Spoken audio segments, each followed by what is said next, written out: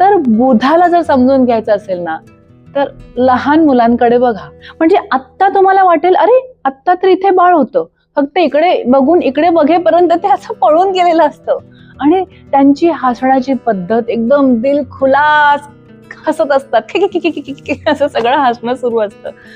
तर हे हसणं किंवा विनोद बुद्धी ही बुध ग्रहामुळे येते.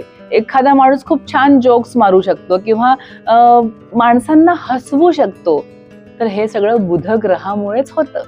तर विनोदी कलाकार वगैरे असतात, त्यांचा बुध खूप महत्वाचा बरं का.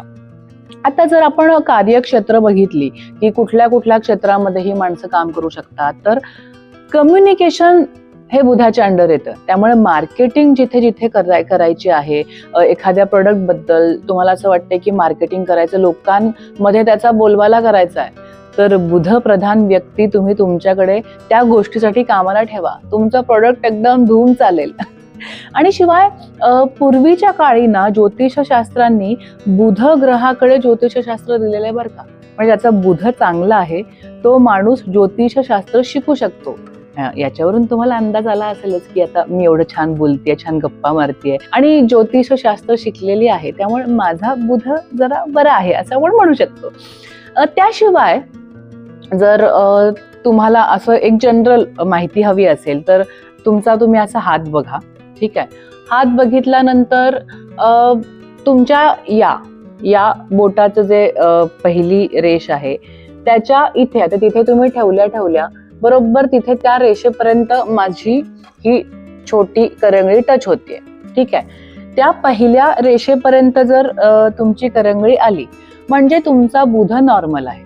त्याच्यापेक्षा वरती गेली तर खूप स्ट्रॉंग आहे आणि त्याच्यापेक्षा कमी राहिली, छोटी आहे, त्या पहिल्या रेषेपेक्षा कमी असेल तर तुमचा बुध खूप वीक आहे. मग अशांना लोकांसमोर आपलं मत मांडताना, कम्युनिकेशन करताना खूप अडचणी येत असतात.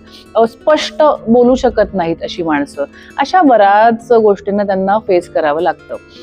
तर अशी माणसं कुठल्या कुठल्या क्षेत्रात अजून काम करू शकतात बरं? आता कम्युनिकेशन वगैरे तुम्हाला सांगितलं, मार्केटिंग सांगितलं.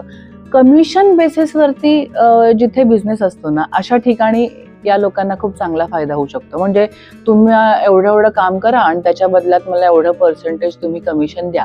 अशा ठिकाणी बुध प्रधान व्यक्तींना खूप चांगला फायदा होऊ शकतो. लिखाण मी तुम्हाला सांगितलंच, फक्त मोठ्या प्रमाणाचं नाही, लघु निबंध, लघु कथा अशा ठिकाणी बुध चांगलं लिखाण करू शकतो.